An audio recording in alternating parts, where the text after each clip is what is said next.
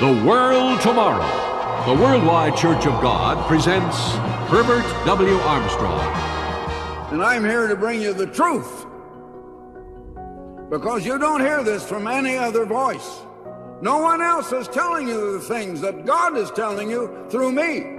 He's speaking through me. I know why demons fear me. They fear me because that's what I'll do. I won't just pray, get away, leave me alone. No, I'm saying you're not getting away. I'm not here to cram anything down your throat. It will happen, and when it happens, you will know that God or Allah sent a messenger here to tell you this, because I am his servant. I want to say something. Some of you know, some of you may not. Because the Lord actually spoke it out loud.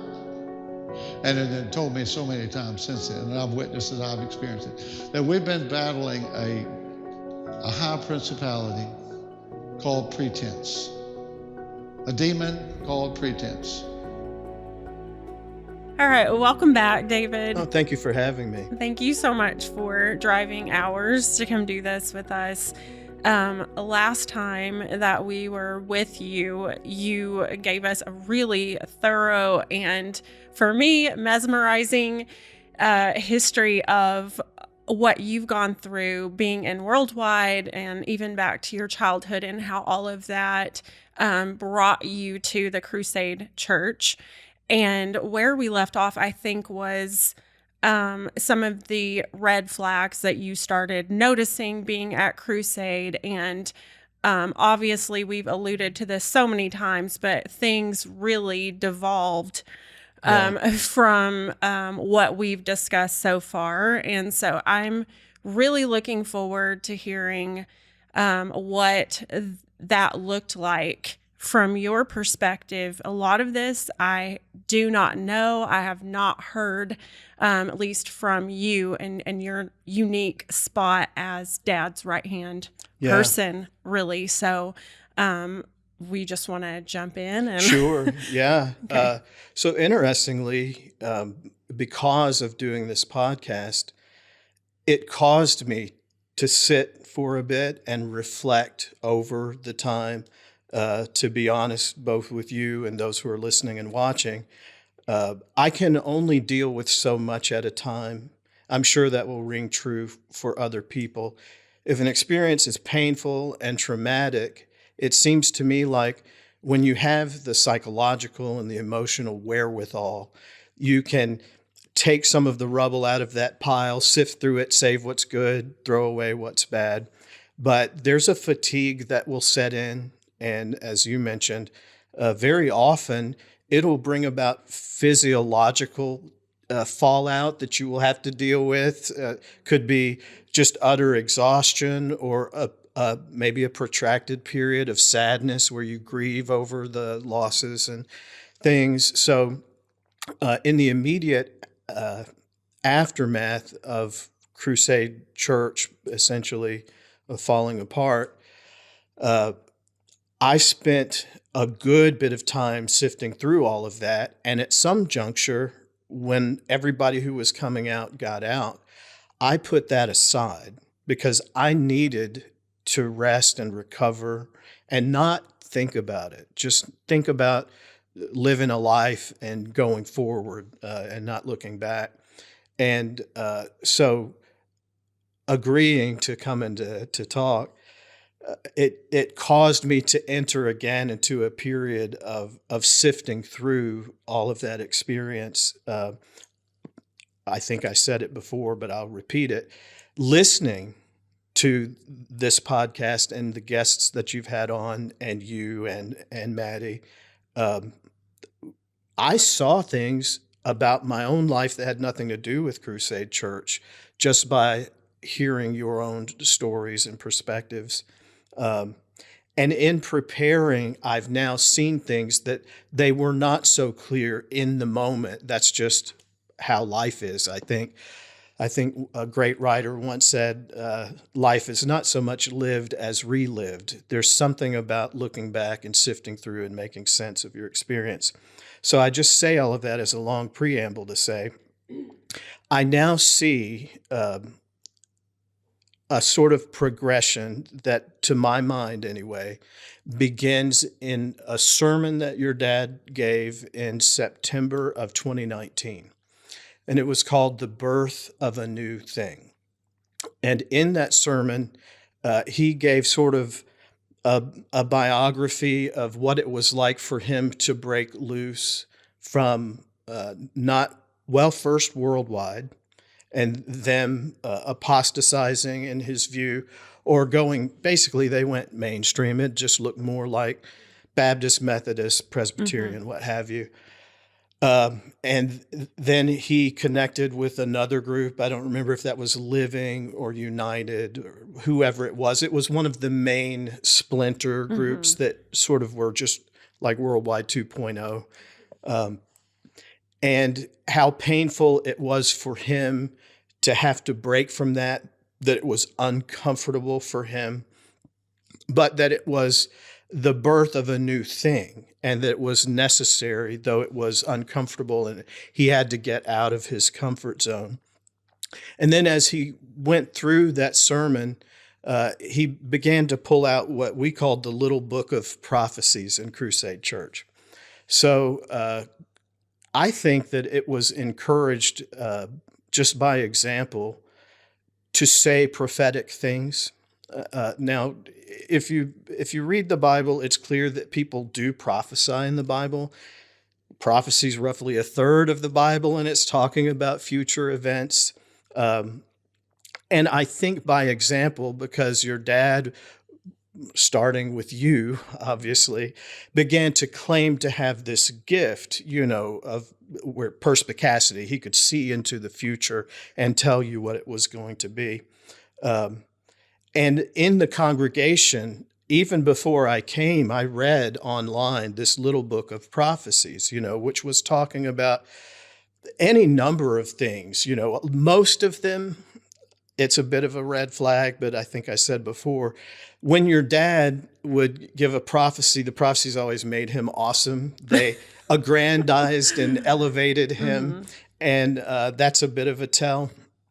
And likewise, most of the prophecies that were written in the book were about how mighty and awesome the Crusade Church would be, that they would be sort of like a shining city on a hill. And this is from different voices, and I think that they came up during these Friday night praise and worship times. So he got this book out from the pulpit and began talking about how great and awesome Crusade Church was going to be, and how God was in this particular time, which is another theme, like we're close to the end, that God was going to mightily use Crusade Church. And I think there was a man named Brother Joseph from Africa, with whom he had become somewhat close after having gone over to Africa and preaching. And then Brother Joseph came. And so he recounted a moment that happened in his house in the hallway where Brother Joseph just basically said, you're going to do awesome and mighty things for the Lord. So he's saying that in this message there just before the Feast of Tabernacles in 2019. And so he goes to the scripture that talks about you can't put new wine into old wineskins. And, biblically speaking, that has to do with if you already think you know everything and you're too rigid about all of your old assumptions and ways of doing things, you can't be remade and renewed. You have to have flexibility. And Jesus is just using that as a metaphor and saying you've got to be open to change, because in the words of the great philosophers Aerosmith, if you do what you always done, you'll always get what you've always got. But what he's doing is he's saying from this scripture, we are going to have to leave our comfort zone for these prophecies to come true. What's coming will be uncomfortable. Okay.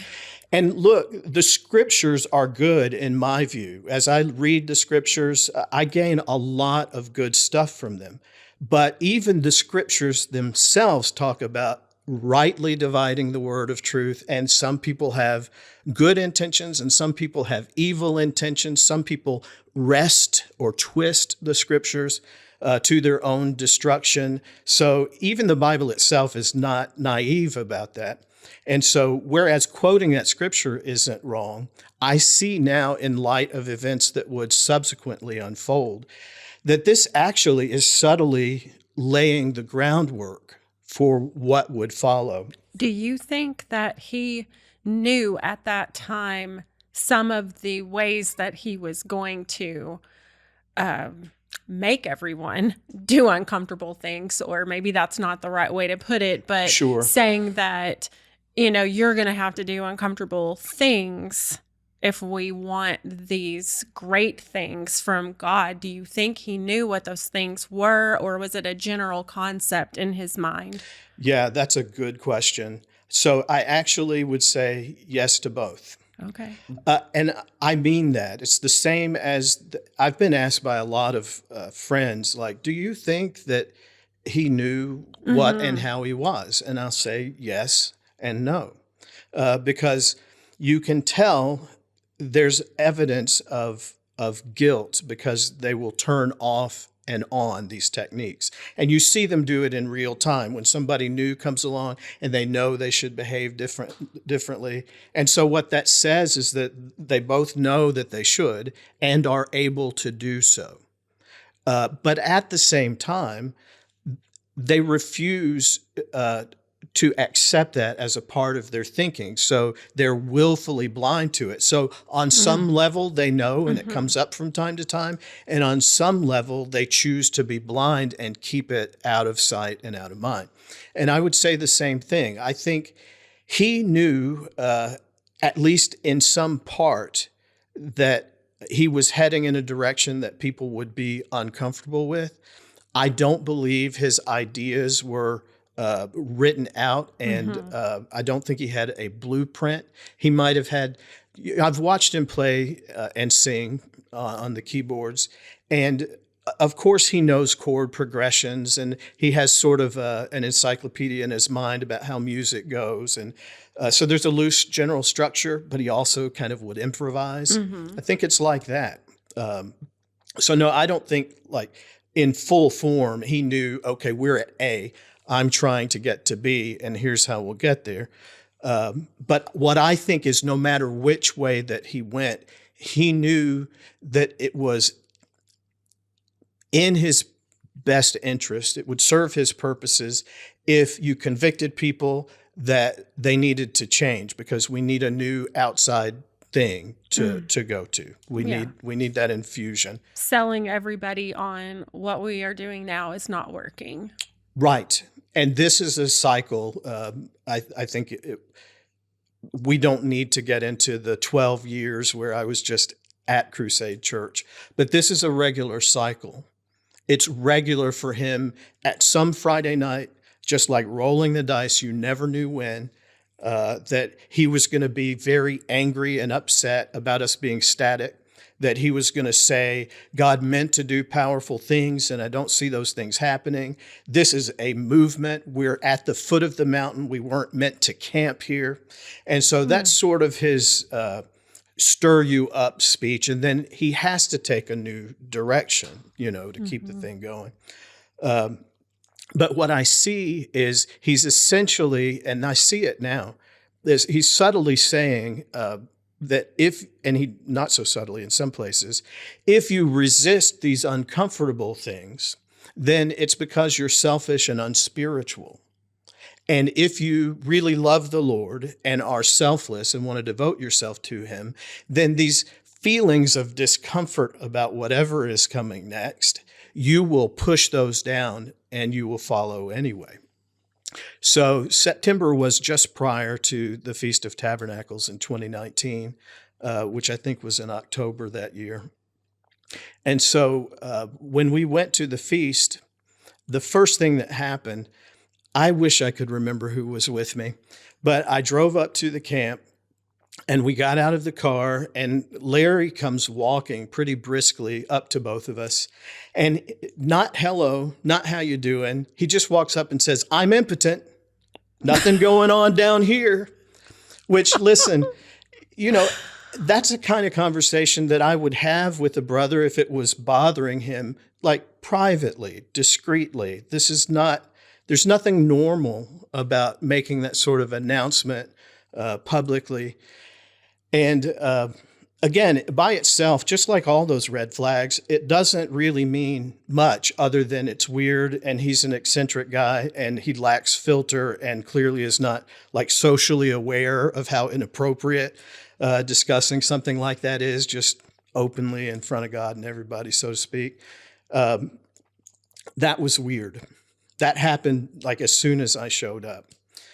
And then his message that he gave at that feast was called The Mystery of the Ages, which is a title that, well, it comes from Scripture, but it's one of the most famous books that Herbert Armstrong wrote, Before we continue, Sure. I have to know, what was your response?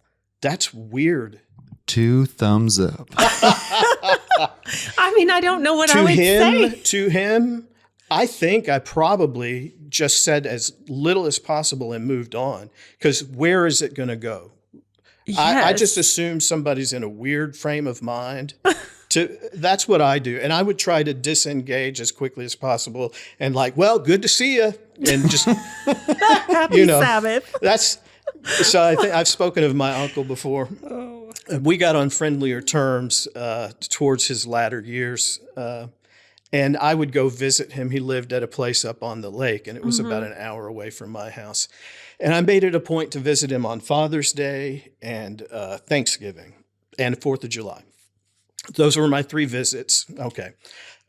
So on one of those trips up there, I walked in the door and he looked up and I said, "Hey, Uncle Brother." And he said, "You know what your problem is?" And I said, "Okay, that's enough till next year." And I just left. Oh, Yeah.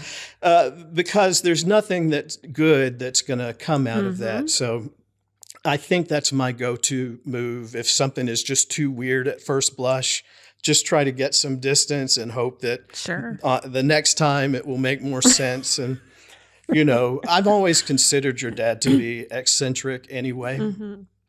So that was just, I put that in the what in the world's going on category and moved on. But so, yeah, in fact, he approached me before the first service and asked me to come talk to him in his RV.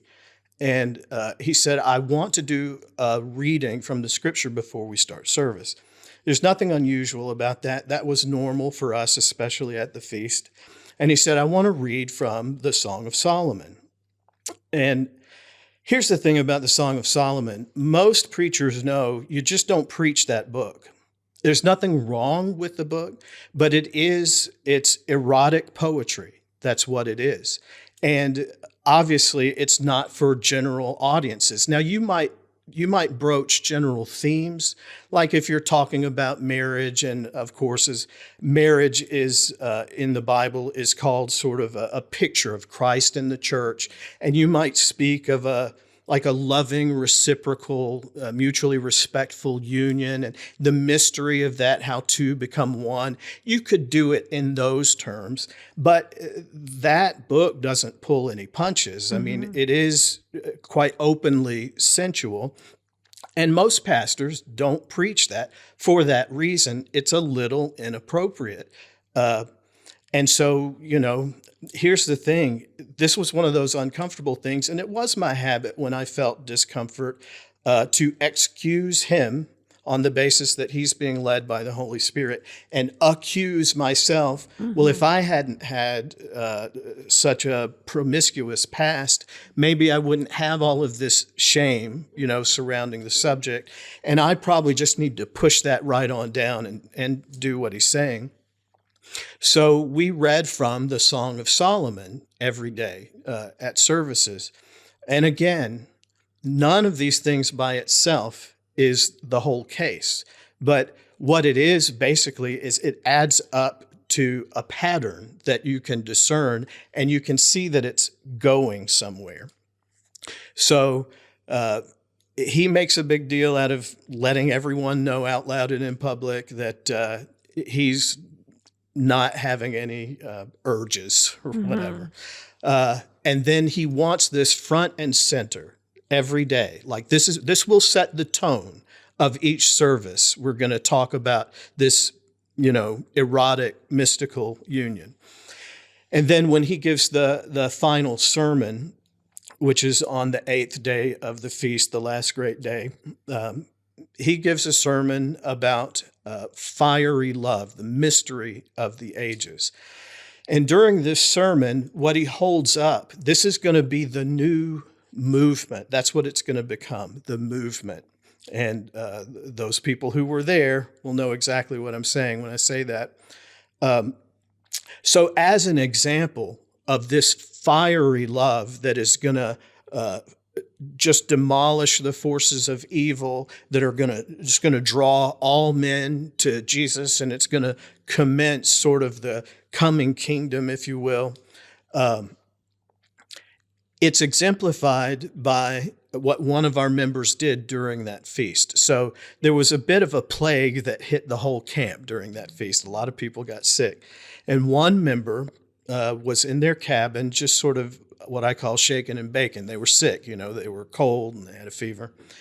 And so this other member was motivated to go into their cabin.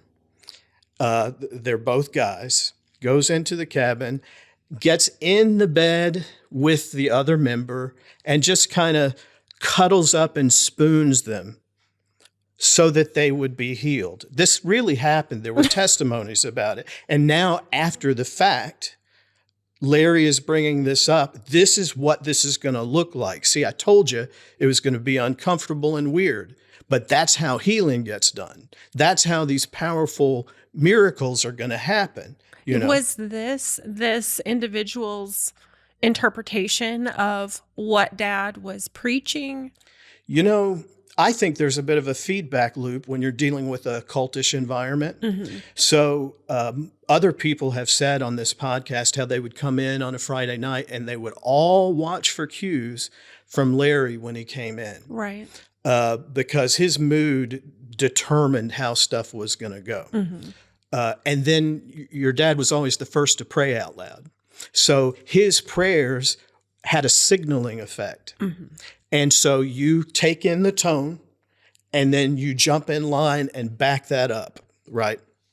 Which I always did also, because I believed that he was being led by God through the Holy Spirit, and that you back the play. Like the guy who's in charge, if you're going to be a good lieutenant to them or a good follower, however you want to put it, you back their play as long as, it's not evil. And I always assume that it's good.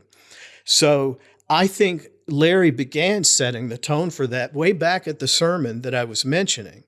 And I also know this member that I'm talking about, and they are probably the most pure-hearted, purely motivated people that I have ever known. In some ways, it's a kind of purity that you could almost call it childlike. And so I think that he was picking up on signals, and I think subtly that your dad was rewarding little bits of behavior that resembled this, like this is what it looks like. This is what unbounded, fiery, agape love looks like. And I will say, for further context on that, I don't think it's a big leap, especially for someone like who you're talking about, where, and we had been doing this for years, but at the feast, usually on our, the night before the last great day, we would have a service, kind of like our Friday night services. Yes, it was a big deal. And then often for years, I don't remember how many, but we would kind of do this thing where everybody go and embrace your brethren. And so it was just like a hug fest. Yes. And these were long, prolonged hugs and that kind of thing. Right. And I think that was taken and then amplified during this time in 2019. Agree. And so my point is, I don't think it's a big leap for somebody like who we're talking about, somebody who I believe is just pure of thought and intention. Love this man, to go from that to the hugs last longer.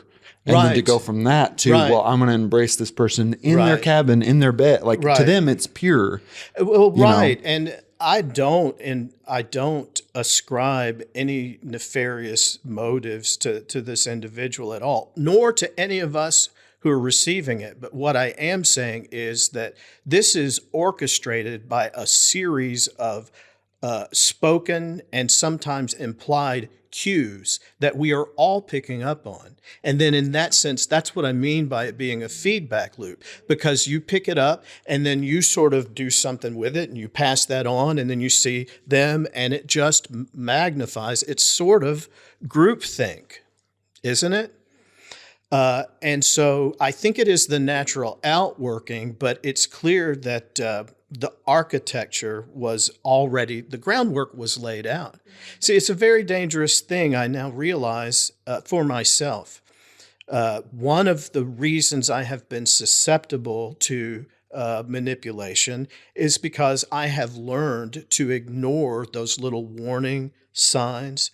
I always will feel some guilt about having whether it be anger or a sense of fear, like that could be dangerous or what have you. And so I think that there's design, at least in part. And then I think we all, because look, for those of you who can't understand or haven't experienced a cult, I'll just tell you how it was for me hearing and seeing these things. I would hear and see them, and then I would think to myself, well, see, I became a Christian and I was a Christian of intellect. I had learned as a child to suppress and repress my feelings and emotions. So I served God with all of my mind. But a really important moment happened with me with Debbie Woods, the Bible teacher that I told you about, had a Bible study called Race Runners. And I'll try not to make this long, but I need to tell it because I think it matters.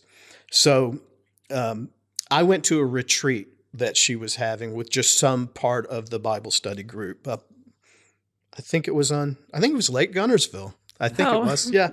But anyway, so I was in a bit of a bad mood because I had to work late that night. So I was missing the beginning and I was driving up. And my initial thought was, I'm going to sneak off to my room. I'm going to get a good night's sleep and I'll just start with them fresh. I don't want to be embarrassed by walking in late and everybody looking at me. But then I thought to myself, no, I'll just suck it up. I'll just go. So I put my things up and I walked into the meeting and she was teaching and she left teaching, made a beeline for the door, straight for me. And then she hugged me. And that's fine.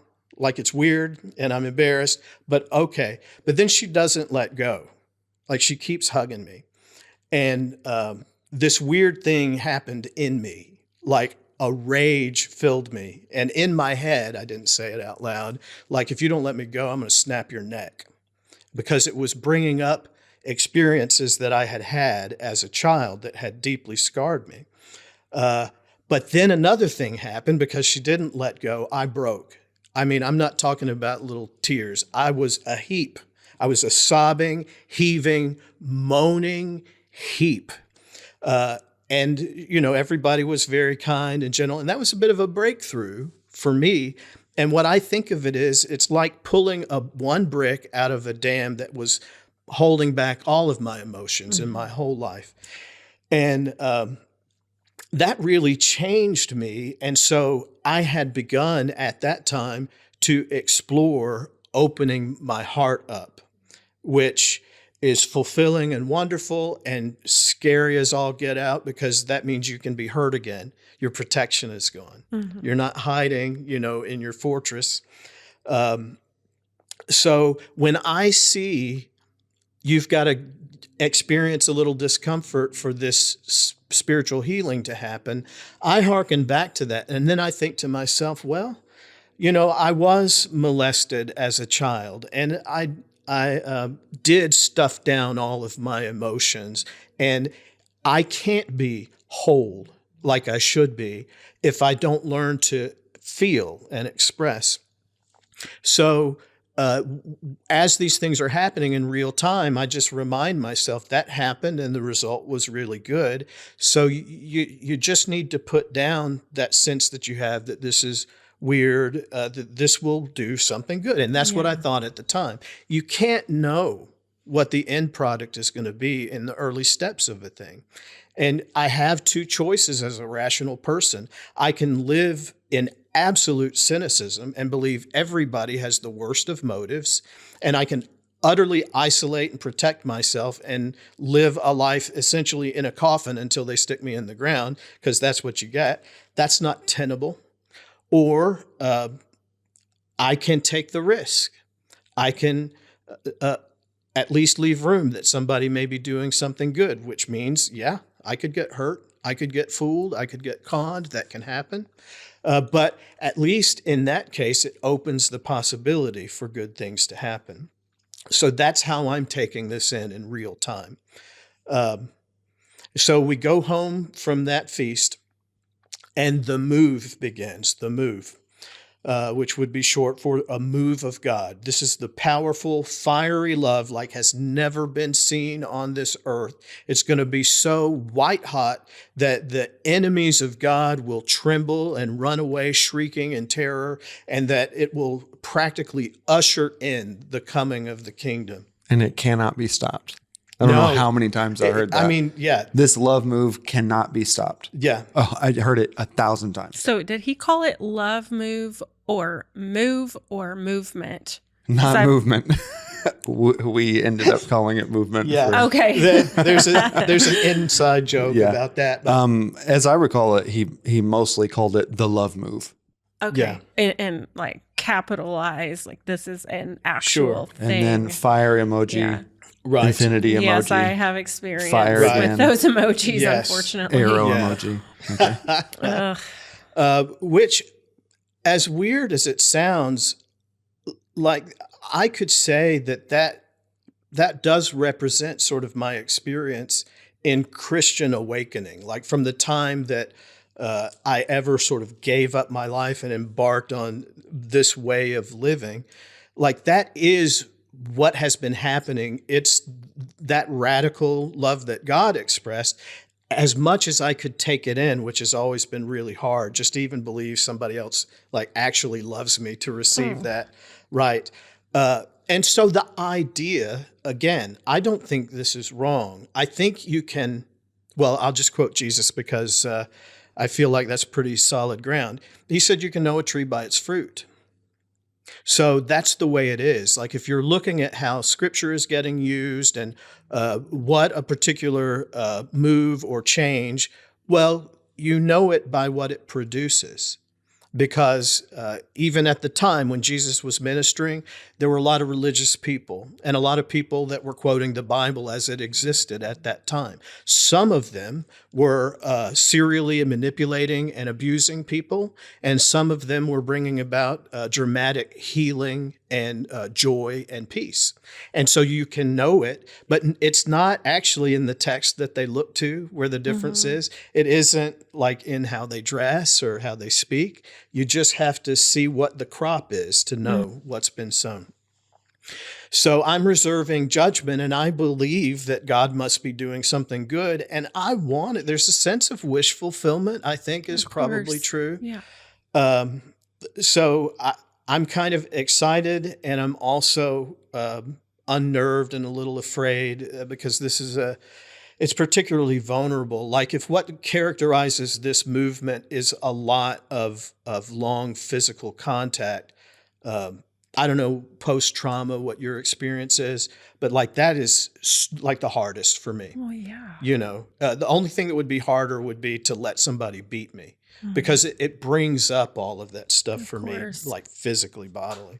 Did he outline this in that sermon when he talked about the fiery love of God and this is something new?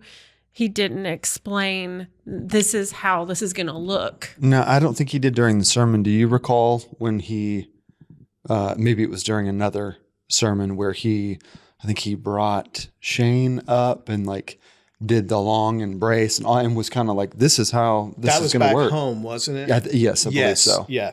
That's when it began to take shape.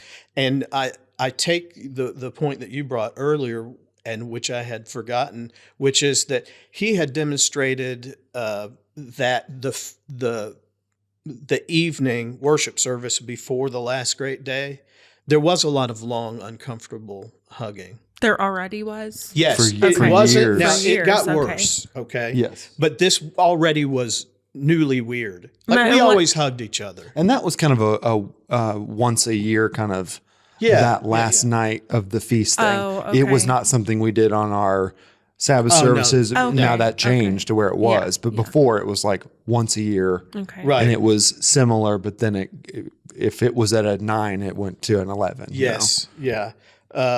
And so when we went back home, things changed at church services, particularly Friday nights. One thing that changed was, what you were bringing up. Like he would, without saying it in words, he would demonstrate it. Mm-hmm. And then I think he would reinterpret things that happened and give words to it. Like, okay, this is that. This is that we knew was happening. Yeah. This is what that looks like.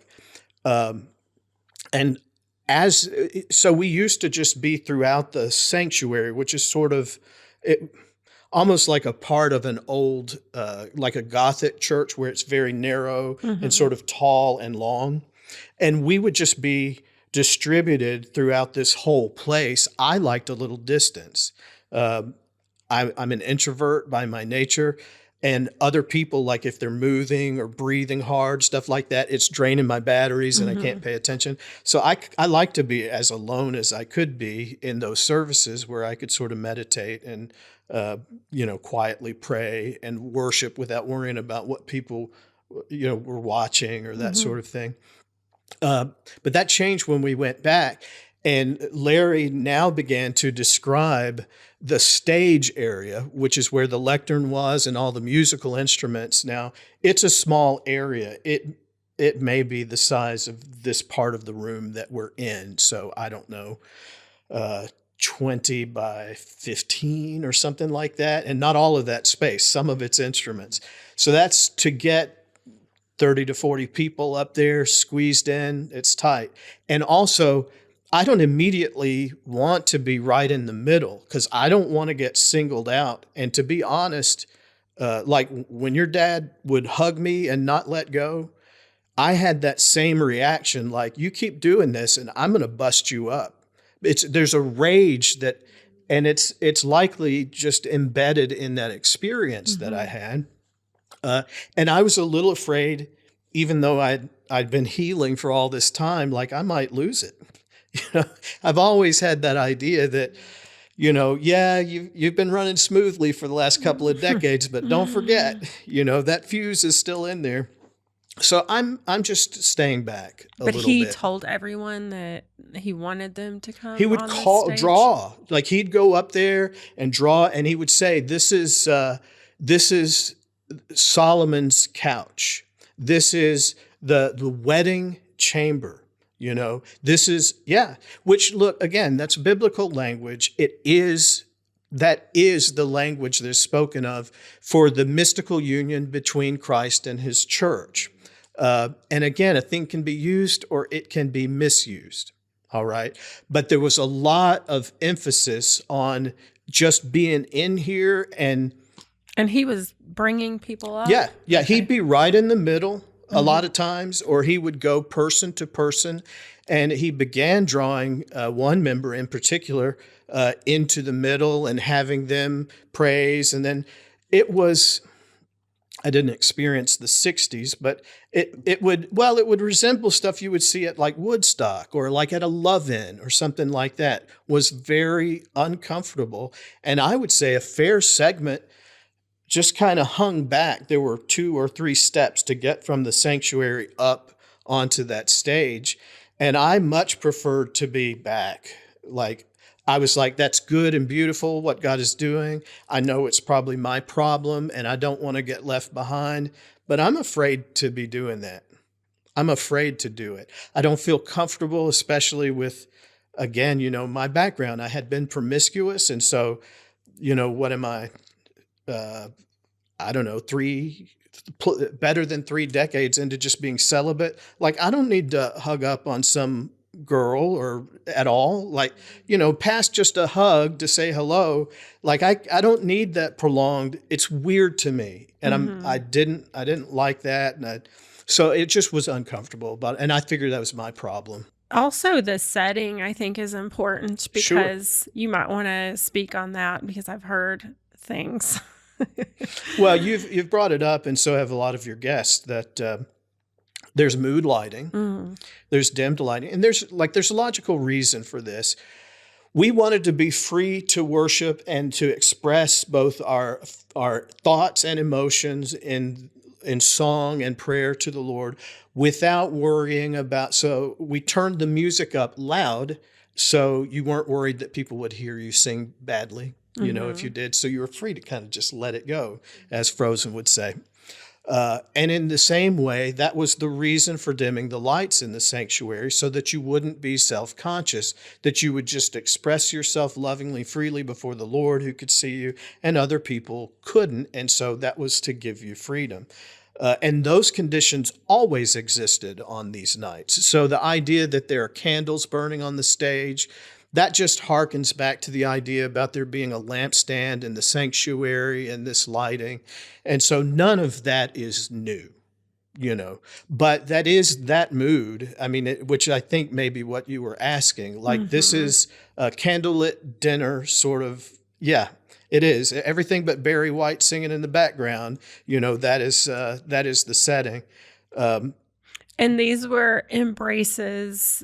And look, I mean, things like just gently stroking your neck and making small circles and things like that. I'm not kidding. Yeah, I'm Did sorry. that happen to you? I'm just cringing over here hard. Well, so look, from your husband, from your wife, with your child, or like for me, my grandmother would do that when I was a boy, stroke my hair.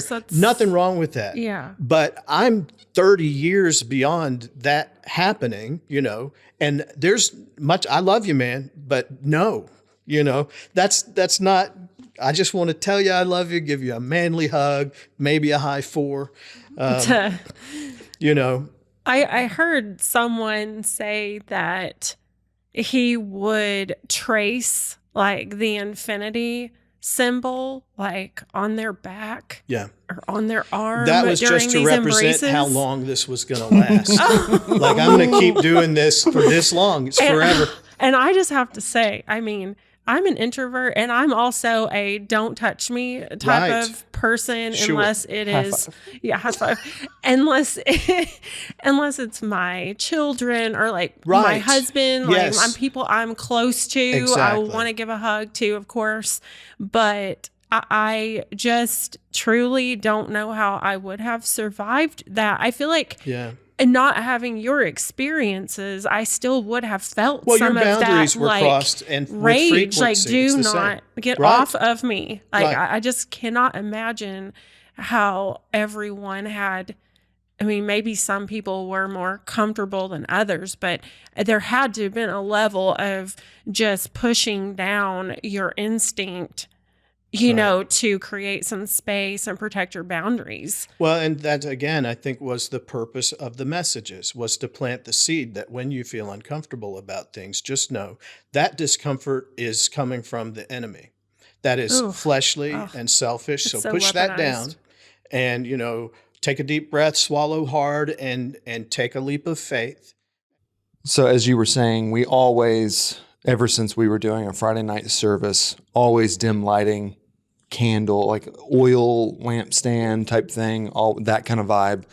Actually, funny enough, the lights that we're using here to light us for the video were actually the lights that Sandy and I, which you guys heard from him on a couple of podcast episodes in season 1, that Sandy and I bought and installed for lighting the stage area at the church. They're really cool LED panels, and they happen to have a functionality where you can switch it to RGB mode, which just means you can dial in the color that you want. Yeah. And so those were pointed toward the stage area. And during this love move, I don't remember if this was my idea and then Dad liked it. I think that's probably how it went. I think we're already lighting some of the messages that way, if I remember I know, right. like we had that backlighting on the floor, Yeah. lighting up the wall that we would change the color every week. And it was just kind of a neat, fun little thing that Sandy and I did. We were always very interested in lighting and that kind of stuff. Yeah. But we switched these to like a blue and to a purple. And we were lighting the stage during our Friday night services. So the reason I bring that up is I think we already were having this importance on the stage being something special. Yeah. And that literally was Put a spotlight illuminating on the it. stage with this, other earthly blue and purple lighting, Yeah. And I'm not in principle against the idea of setting a mood, but I do think It's very theater. It It can be good. Absolutely. But I do think that like once is happenstance, twice is a coincidence, 3 times is a pattern. And it's like that when you go back and forensically try to put together, how did stuff go so horribly wrong? Well, you begin to see things that by themselves may seem insignificant, but you see them as like steps in a process that they were always going somewhere. So I think it's beneficial. But again, there's theater in all church services. Probably the most would be like in a Catholic church, like high church, like that's lots of theater. And then maybe a whole lot less if you're of, say, like the Presbyterians or something like that, where you just sort of sit quietly. And in principle, again, I'm not against that, because you can read about how the temple's described in the Old Testament, and there's mood stuff in the temple. There's incense that gives out an aroma, and that helps to set a mood. There is lamp light inside, not that you had fluorescents to choose from or LEDs, but it's not the blinding sun. It would be casting shadows and creating a move and that sort of thing. A mood. Sorry, the move was created in Russellville. But again, like as you see these things line up, they begin to describe a pattern. And so, yes, he was pulling people up to the stage. There was a lot of sort of like long group hugging and just sort of hanging on one another, and like you would do with an infant, like making these little circles with your fingers and that sort of thing. And there was a fair segment of people, I dare say, who were a little put off by that. And I was in that number. I mostly wanted to be back, but I felt almost certain that was because I was either worldly or a coward, So that is when, and I don't want to be flippant because COVID was horrible and people lost loved ones. But when I say thank God for the quarantine, the COVID happened, church services were suspended, and we all sort of quarantined ourselves.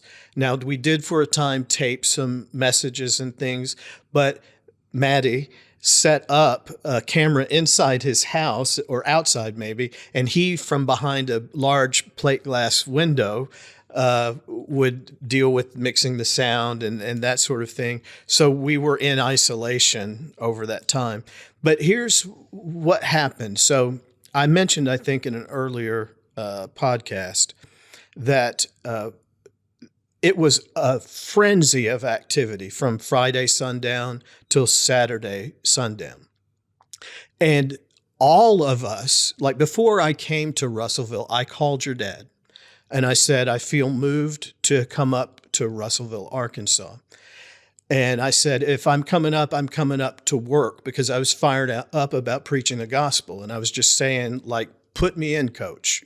Like when I show up, let's double down on the tent meetings. Let's reach out to the community. Let's create a venue and hold concerts. Let's just, and he said, well, none of us here takes a salary. All of the money that comes into the church, it goes into, getting the gospel out into these groups in like India and Africa. And I was happy about that because that's how I had always done. In Montgomery, they gave me a parsonage after my grandmother passed away. And so I lived there. But I always had, the school didn't pay me either to teach there. I had a small janitorial business with some accounts. And I think in year 2, a member who wished to remain anonymous subsidized my income that year. But I don't think it's wrong for a person who's doing full-time ministry work to receive a salary at all. But I was always very happy to just give my services. So that wasn't weird to me that your dad said none of us takes a salary. But one of the entailments for that is that you're going to have to make a living, right? And so all of us in the church, except for your dad, worked full-time jobs. And so you're busy through the week and maybe tired from your job. And then when you hit Friday night, it's like leaving a marathon to start a sprint that lasts 24 hours. And so what I didn't realize in that is that frenzy of activity and all of that grind and output, it exhausts you.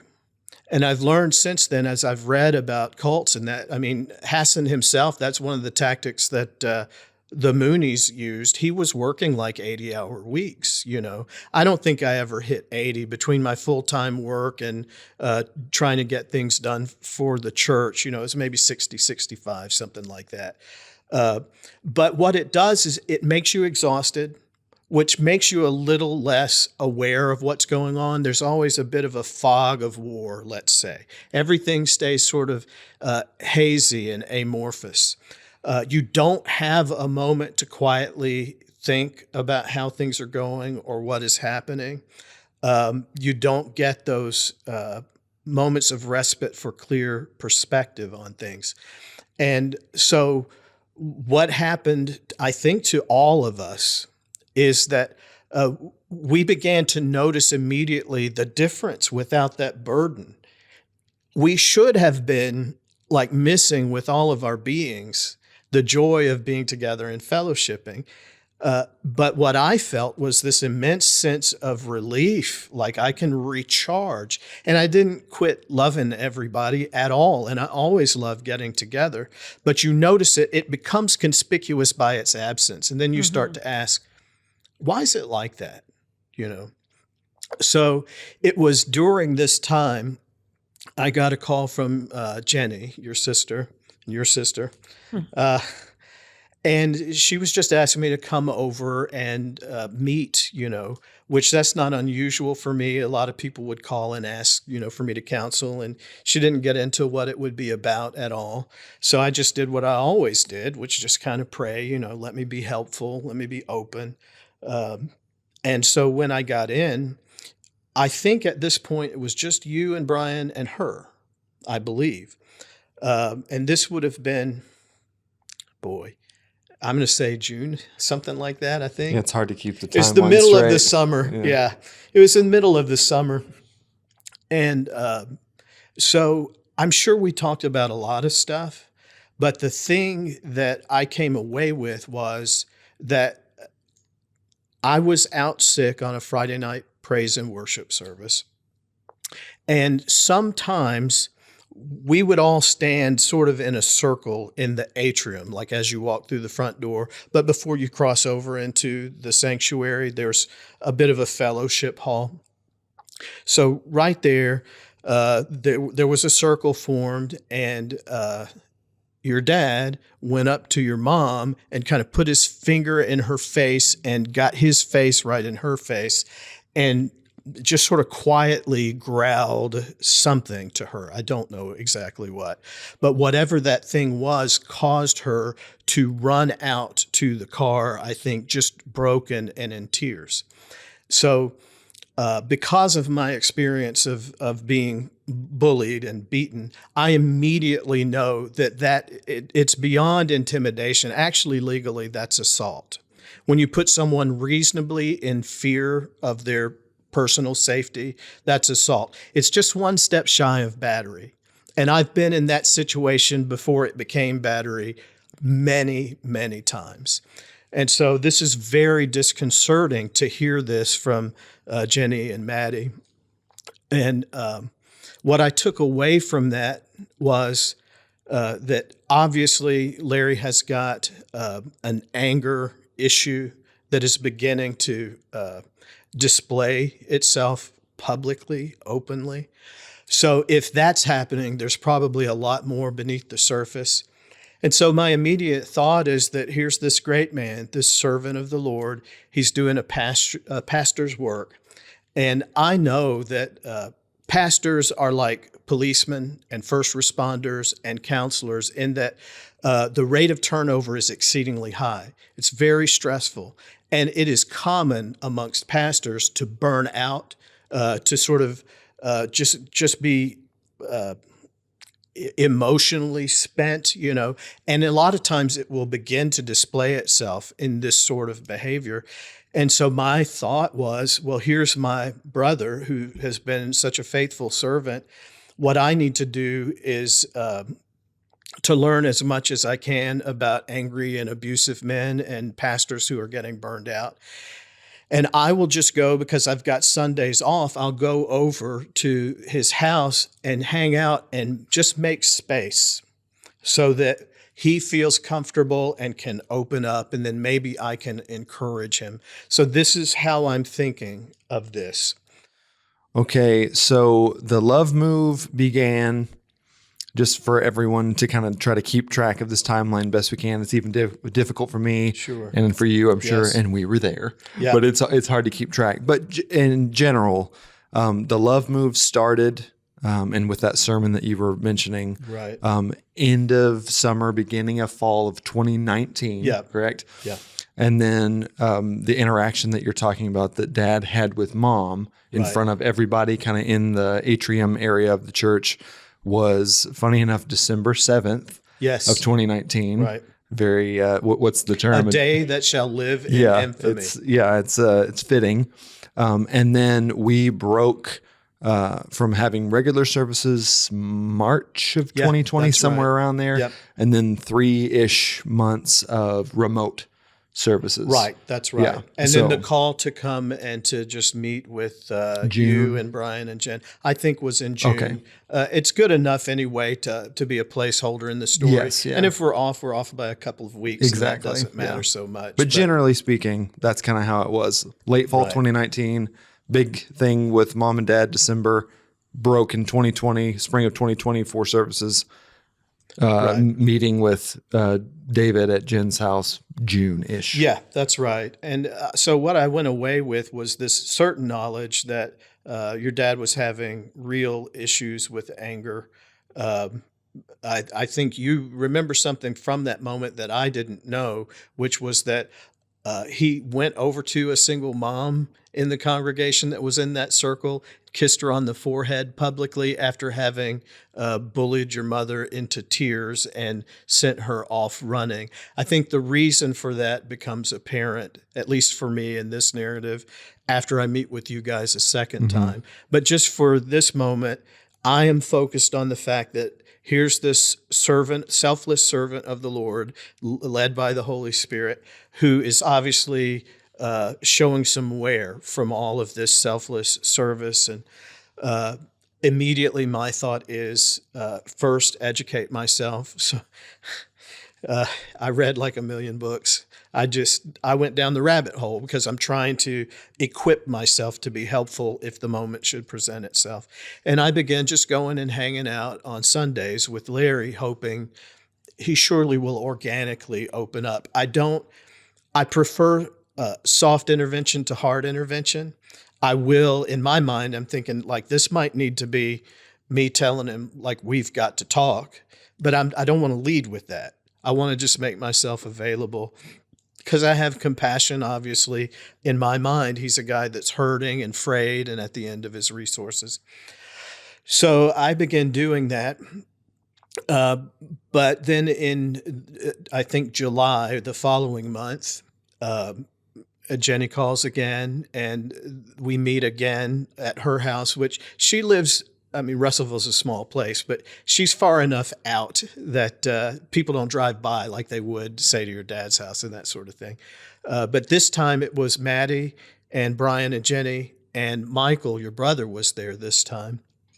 And what they present to me at this point is that Larry is spending an awful lot of alone time with this single mom in the congregation, to the point that it is beginning to look like something untoward might be happening. There's no direct evidence of that, but just to give you a bit of a contrast, from the pulpit, Larry has spoken not rarely, but fairly frequently, about adopting the standard that Billy Graham made famous when he said, listen, there's nothing more common than sexual scandals amongst pastors. It's one of the reasons so much reproach is brought on Christianity, because these leaders are so hypocritical.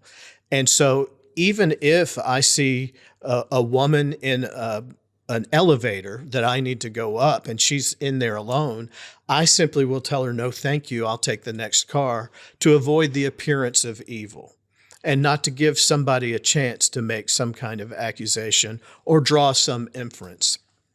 So the fact that credible witnesses are saying that he's just spending a lot of alone time with this single mom. And the reason that I say that it's a single mom, I think it's important, is because there's vulnerability in that position. You might be of steel resolve, but just having to raise children on your own and make a living and not having any help doing it makes you vulnerable. That's all that I'm saying. In the same way that I was vulnerable when I showed up because I was raised and abused by narcissists, because I was raised in a cult, and because I was grief-stricken from just having lost my grandmother. So that put me in a vulnerable position, and it's not uncommon for people to take advantage of single mothers, you know. And inherent in this is a power imbalance between a pastor and a parishioner. Absolutely. It's one of the reasons that you should walk circumspectly, like any power that you have, any position that you hold. As I think it was the great philosopher Spider-Man who said, with great power comes great responsibility. But I mean that, like, as you're given these responsibilities, you must be more circumspect. If you are a teacher, if you represent people, if you're somebody's mom, you know, it changes how you comport yourself. And this story really, when I heard some of these things for the first time, it was very confusing to me, because even before, you know, I left the family, he was very, very big on avoiding the appearance of evil. Right. I mean, he destroyed me over that. Yeah. With my first husband. Sure. You know, how Right. dare you, like, stay in the same hotel? Like, now no one knows whether you've had sex or not. And the Right. appearance is that you did. And what a terrible example. And, you Right. know, you've ruined relationships with your siblings who now know this, and just came down so hard. So when I heard this, I was floored. I thought, of all people, he was spending alone time with someone like behind closed doors. Well, so, you know, I don't realize that, in my opinion, I hadn't drawn the conclusion that he had narcissistic personality disorder yet, but it connects with what you're saying. Hypocrisy just is one of the hallmarks of that. It's the idea that I'm imposing standards on you that I myself will not keep. It goes along with a sense of entitlement, It goes along with high control, low empathy. And it's when you get these factors together and they begin to form a pattern that just persists over time, that's the best diagnostic that there is. It's not a momentary lapse in judgment or, a moment of weakness when, like, all of us can be narcissistic. We all can behave in selfish ways, and we're all a little hypocritical from time to time. Sure. We don't live up to our own ideals and things, but it is different when you see this pattern that persists. And so it's consistent now. Now it makes sense. But yeah, at the time I was shocked. And I thought this is my image mentally is here's a man who spent like his whole life just helping people, just preaching the gospel. And now he's just hanging by his fingernails from a cliff. And I'm going to reach a hand out, if I can, and try to draw him up. But also at the same time, he is, abandoning your mom, Treon. So this whole time that he's traipsing about on these deeply spiritual, like nature walks with this single mother, Hours-long drives. he's through the never at mountains. home attending to your mom, but will come in sort of whistling and all happy and talking about how awesome it was to be spending this time, with this powerful move of God.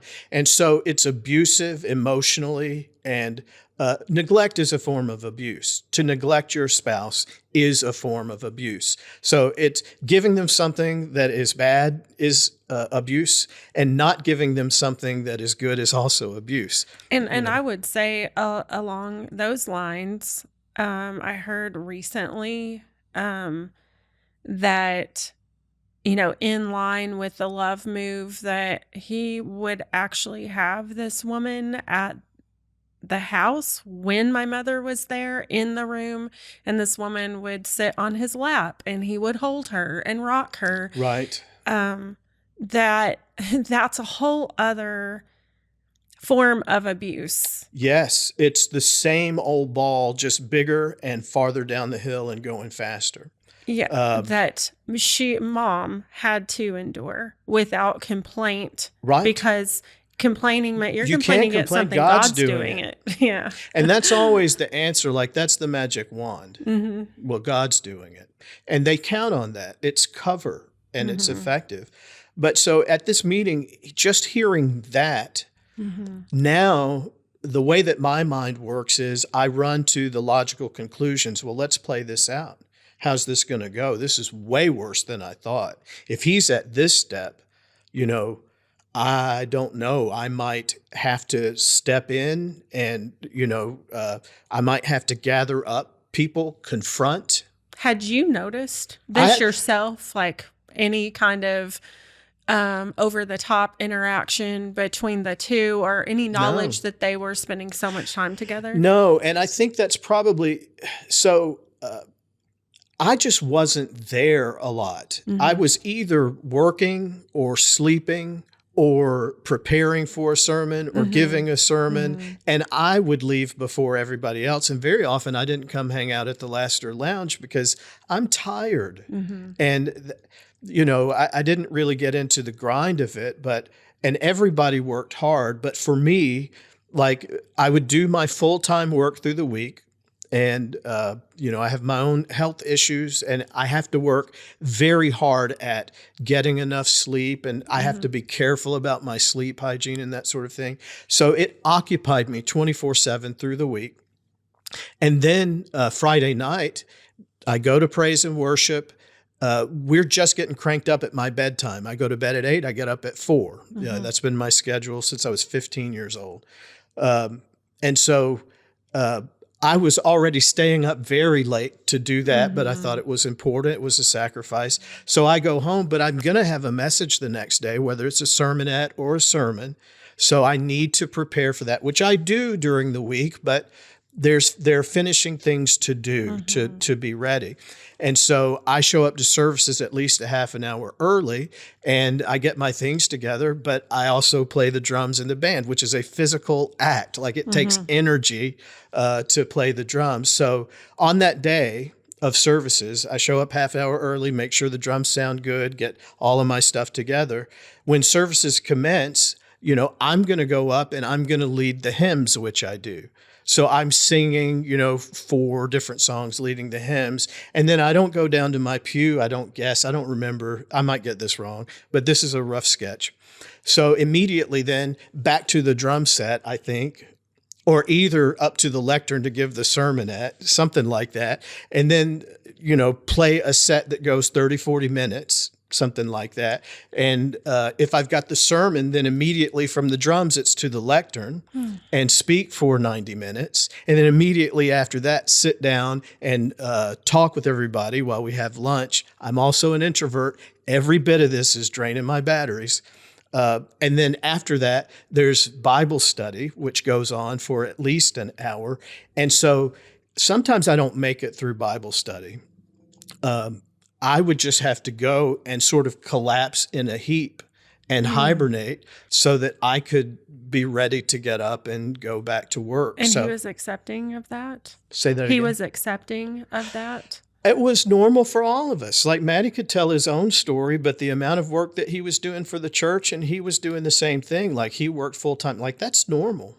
That's normal. And Dad was okay with you not being there for every second. I never. Exiting early. He never said anything against it. I never asked permission. So yeah, I don't know if it ever bothered him, but he never said that it did. So the reason I say that is I just wasn't around for everything. And often I would miss Friday nights. Like that was the hardest thing for me to make because I had a week's worth of accumulated fatigue and it started at my bedtime. So that was very difficult for me to pull off. That's why I missed that moment in the atrium. Although honestly, even if I had been there, my eyes would likely have been closed. I mean, I might not have even noticed it. I don't think everybody did, maybe 2 or 3 people. And I wasn't privy to what was going on with different people through the week. I was busy, doing work and making a living. So I had not seen or witnessed anything other than what I've already described, which was how weird stuff was up on the stage, Yeah, I don't think you were in any one place unoccupied long enough to really like take the temperature, so to speak, of which is not like a knock on you. It's just like you described. You were always busy. Like there was never time to really like stop and observe. You were I always think that's active by in design something. too. I really do. I think You mean by design for you the in busyness, particular? the busyness in general. Yeah. That is a hallmark of cults. When they are exploiting people, it is common. Stephen Hassan, who wrote the book Combating Cult Mind Control, he speaks of his time with the Moonies. And he was doing 80 hours a week. In fact, the thing that was sort of the tipping point for him was he hadn't slept in several days, and he was driving a van to distribute some literature or something like that, and had an accident, and that it just started the ball rolling to unravel that web of lies that he was tangled up in. So exploiting people and having them all exhausted is normal. And it's not an accident that there's that much going on. It lends itself to fog, and the fog creates a smoke screen. So people are not ever looking at you and what your hypocrisies may be. And even if they see it, it's unlikely to faze them because they're just zombies anyway, So no, I didn't see any of that, but when we were sitting there talking about it, my mind was like, what are the outcomes? Like, what can happen? What are we going to do? And we talked about it at the time. I'm like, is this adultery? Are we talking about we're going to have to sort of defrock him as an organization? I don't know. Is this a hill to die on? Because look, if we broach this, we've got to be prepared to carry it out. We're not going in there without thinking this through. And so, as I recall, I asked for about 30 days to sort of watch and pray and think about things, What was the tone of that meeting? Like, Matt, you were there, right? So what was the purpose of calling David in? Was it just to get kind of counsel and advice on how to handle this, or to see if he saw it was a problem? I think both of those things, because David was very trusted And so I think, if you have, a smaller group of people who are kind of all thinking the same thing, in my view, it was like, well, I want to bounce this off of somebody that I know is pretty even and see, are we just like way out there, or is there something to this? Right. So, while we were there talking, I know that people who haven't experienced this won't understand, but this is akin to the founding fathers holding the constitutional Continental Congress. It's a hanging offense. One reason you're careful about who you share what's going on with, you don't have any idea who is a flying monkey that is going to report you to the authorities.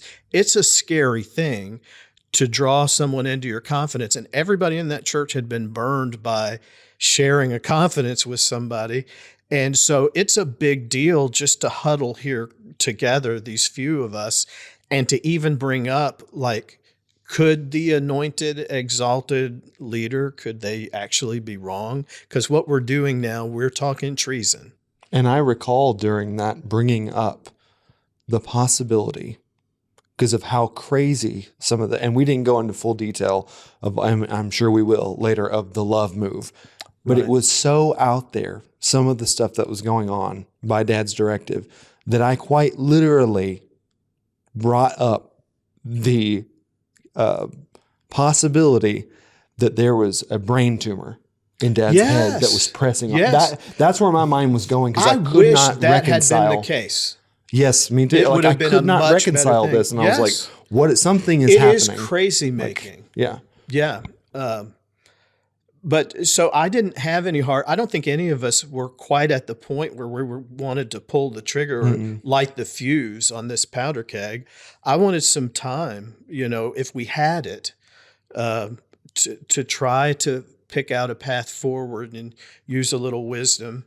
And of course, immediately out the window, the diagnosis of this is a guy who's frayed around the edges from all this service, that's gone. That's not what's happening. This is not an aberration. This is something completely different. And so I went to visit your dad, as I was doing on a Sunday. And while I was sitting there, he was disparaging his children. He said, there are two churches. Crusade Church is two churches now.